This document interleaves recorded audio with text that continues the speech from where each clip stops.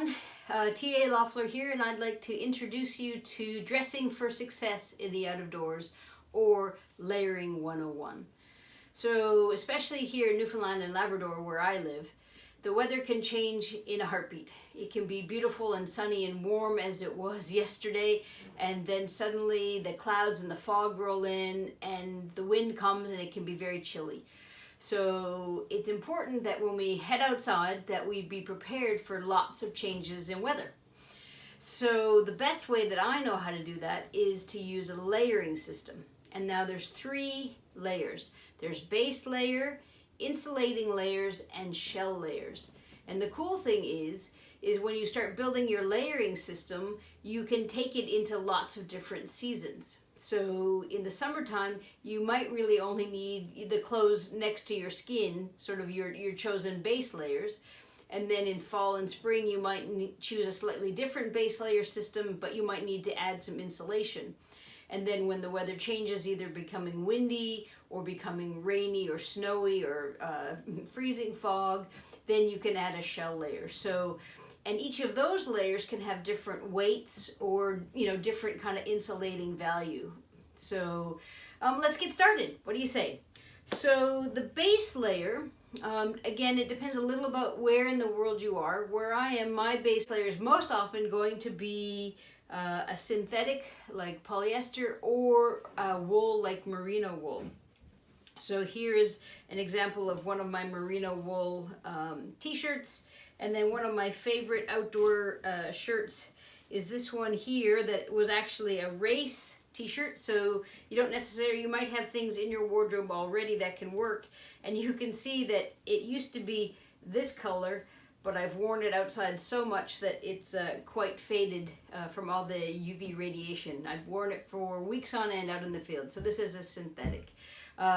Merino wool tends to not have any, or has significantly less body odor smell, which is a great advantage on long trips. I like the polyester a bit sometimes because it doesn't cling to my body as well, and I'm more comfortable in something that's a little more flowy. Other folks use merino wool. I use both depending on the situation. So that's sort of what it looks like on top. So for warmer weather, I might just have my synthetic shirt or my merino shirt. Or occasionally I might wear cotton outside, like on a super warm day. That will help sort of cool me off. But generally I try to steer clear of cotton the vast majority of the times, because when cotton gets wet, it's hydrophilic, it takes on the water, and you can get chilled pretty quickly in your cotton.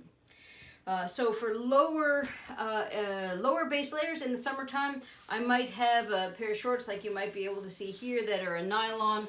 Similar here, these are my kind of favorite like field pants. They're just a simple lightweight nylon, lots of cargo pockets. They dry really quickly if they get wet. They have a little tiny bit of stretch in them, so they feel fabulous, and I have them in both shorts and pants. In the shoulder seasons in the spring, those might, spring and fall, those might not be warm enough. So I might add a base layer of merino wool or synthetic underneath my field pants. And similarly, I can add a long sleeve second shell layer over my first little base layer. So you can pile up your base layers and you can pile up your insulation layers. Nice feature, nice to have in a base layer is a zipper that enables you to vent if you're moving, if you're hiking fast, if you're going for a trail run, it allows you to vent. Another feature that I didn't point out in this base layer here is a hood.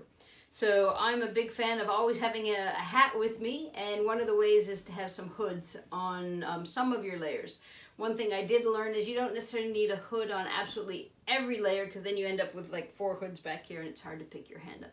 So the purpose of your first layer is to keep a nice envelope of warmth next to your skin and help move any kind of body perspiration that you're making out from your body into your insulation layer so it can evaporate. Your feet can also have base layers, so I'm a big fan of merino wool socks, and this is sort of the short, thinner version that I would use mostly in the house and around on simple, shorter hikes. And then I have a thicker pair of socks that I enjoy wearing in my hiking boots for longer kind of walks, and also in the wintertime when temperatures are cooler. It's also possible to layer up your socks. So in some settings, this could be my base layer, and then these socks could be my insulating layer. So we're always thinking about fit in terms of what can go over each other and what works well as partnerships in terms of building a layering system. But we're always thinking about base, what goes next to the skin, and then insulation that goes over top.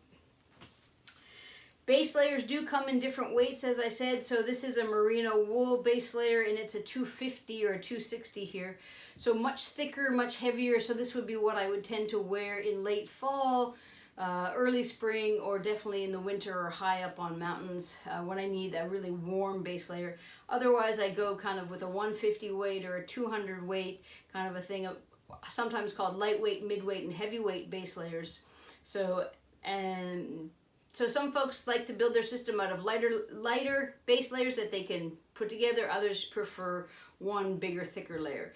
One bigger, thicker layer, whether it's base or insulating, gives you a little less flexibility, but it's less pieces that you need to acquire. Speaking of acquiring, one great way to get some advice and access this kind of clothing, especially your base and insulation and shell layers, is to visit your local outfitting shop, your local outdoor shop. Other places that sometimes people get some things is like a local box store like Costco. And also a lot of people do some great thrifting and visiting their secondhand shops, and can get some really good quality outdoor gear at significantly less prices. So when you're first starting out, it's quite possible to visit your local secondhand or thrift store and often find some of these pieces that I'm talking about today. So we did our base layers in pretty good depth. So then let's also look then at a couple options for insulating layers. So one of my favorite insulating layers is this one. Again, it has a hood. Some other things that I love are these pockets here. They're called Napoleon pockets because you can kind of look a little bit like Napoleon when you put them on.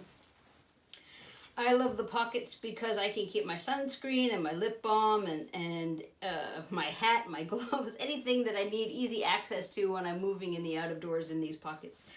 You'll see that this particular layer has a sort of a very sleek outside that can make it a little more wind resistant, a little more water resistant. Water would eventually come through, and then it has a sort of more fuzzy side on the inside. Sometimes this would be called a soft shell. I have another example of a soft shell jacket here. Sort of it has that kind of crepey feel. It tends to be a little more water resistant, and on the inside you can see that it oftentimes our soft shells these days are soft and they flow with you as you move. So that's kind of two examples, one with a hood and one without, of a soft shell type of an insulating layer. I also have quite a number of these kinds of fuzzy jackets. This one in particular I love because it has thinner stuff under the arms, so again allows some of that perspiration that I make when I'm moving fast in the out of doors. Nice and soft and cuddly, makes a great pillow when sleeping outside. A little lighter weight than this one, and actually a little more porous to the wind. So sometimes, especially in the wintertime, I actually might want to be able to let that perspiration out, so I might choose something a little more able to let the wind go through. So fleece jacket and two examples of soft shells. You can also get that same kind of soft shell material in a pant. So lots of folks swear by this kind of a system for their lower system.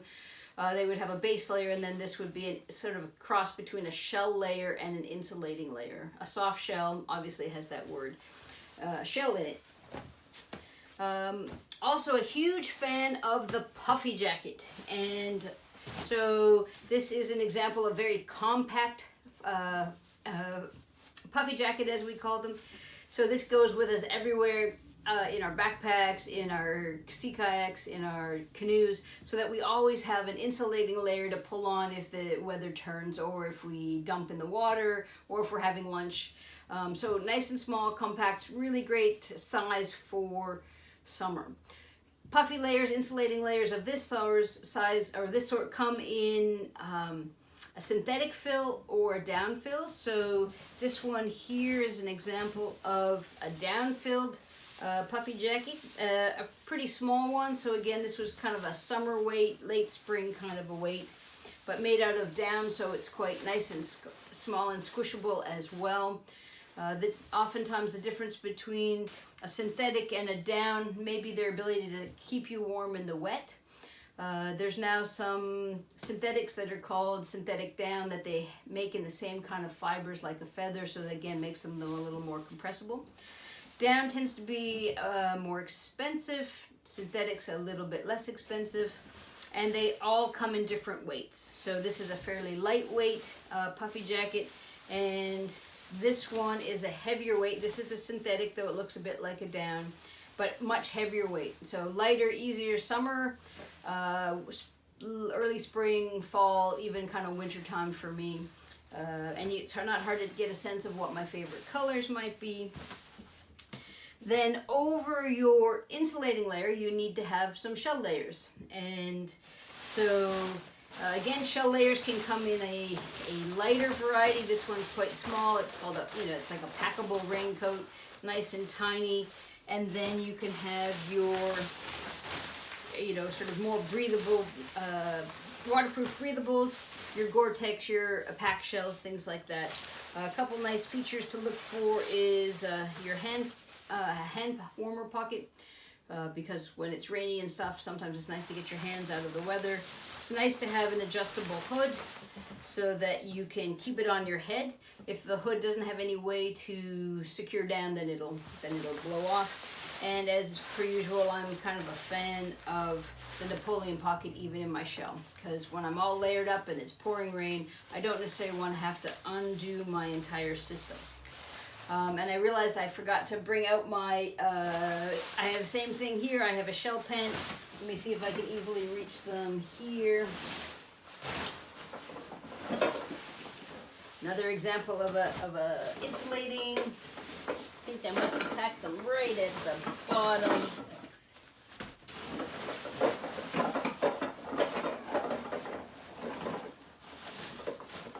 Or it looks like I actually took them out on a hike since I last laid out the thing. So essentially your shell layer for your bottom would be, again, either a lightweight like a pack light, or a Gore-Tex pant, or rubberized bottom pants if you're just getting started. A nice feature to have is some sort of side zip to allow you to take them off and on easily if you've got your bigger kinds of hiking boots on. And they come in sort of a little zip, a half leg zip, and then 3/4 zip, and a full length zip. It depends a little bit on how much time you plan to be spending out in the rain. So base layer, insulating layer, and you can add insulation layers. I often would mix my soft shell with a puffy layer. And then you also, again, just like I said, for your feet, your hands and your head can have different layers as well.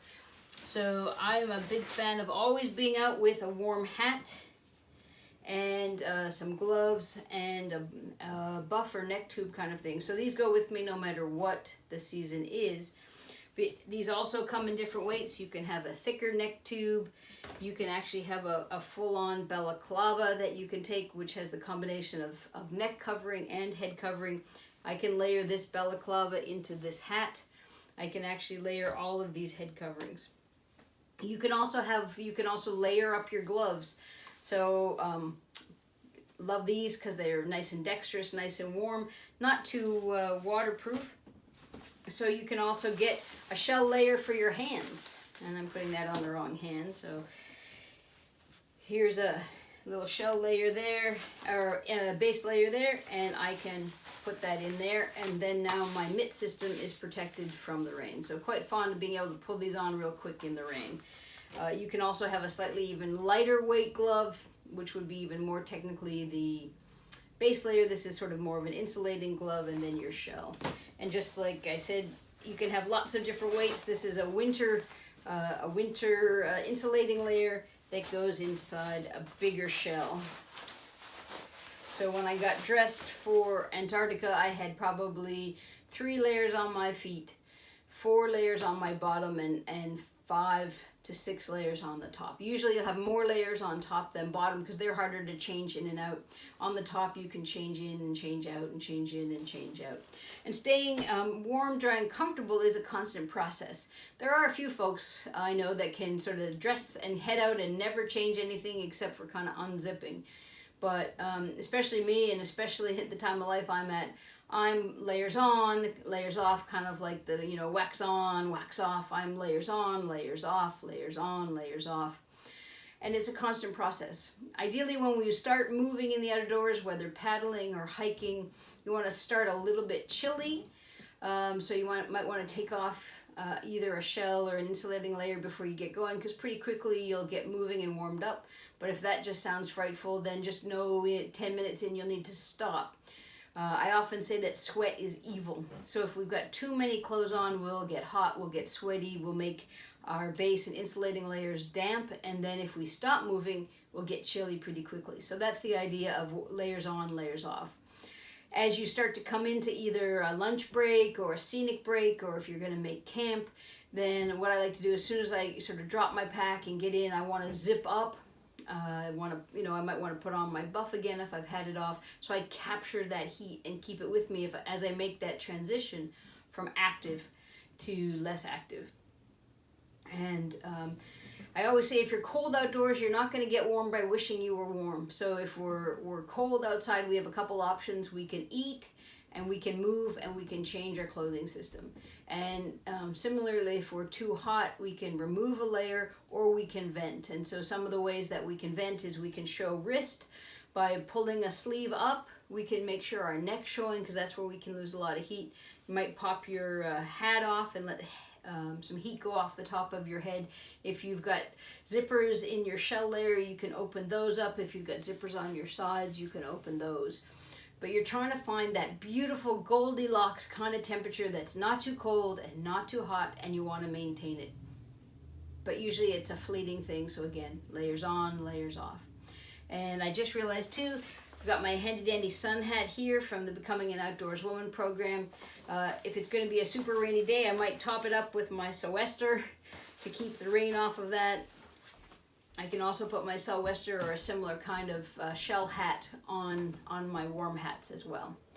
So I hope you enjoyed this little tour of my clothing system. This isn't only my clothing system. I'm perpetually, seeking different ideas, different weights, different clothes that have ventilation built in, and I wear it all out pretty often. So a couple of key points. You want to have some base layers, some insulation layers, some shell layers. You want your base layers especially most likely to be made out of something synthetic like polyester and or a merino type of wool. I say merino just because it tends to not be super scratchy like the wool underwear that people used to sort of know that was kind of scratchy. Because that helps transport your own body moisture out into your insulating layers. Your insulating layers can be made out of fleece, out of kind of soft shell materials, and out of puffy materials that can either be down or synthetic. And then your shell, in most cases, would be a waterproof breathable. But if you live in some place where it's rainy all the time, it might actually not be breathable. You may just need the water protection. The more breathable something is, the less waterproof it is, and the more waterproof something is, the less breathable it is. So it's all kind of finding that sweet spot for your body's way of making heat, where you live, the kind of conditions you enjoy being out. Most importantly, you can acquire this over time. You don't have to have it all at first. You can experiment. You can ask your friends. You can watch your friends and see how they dress. You can pick up a lot of this kind of clothing in lots of different settings. Just be reading the labels to see what they're made out of. And mostly, it takes a little bit of practice. Might take some days where you're a little too hot or some days you're a little bit too cold, and hopefully you find that way of dressing outdoors so you can feel comfortable and happy and dry and wanting to spend more and more time out there. So thanks so much for joining me. Enjoy your day, and let's all get outside.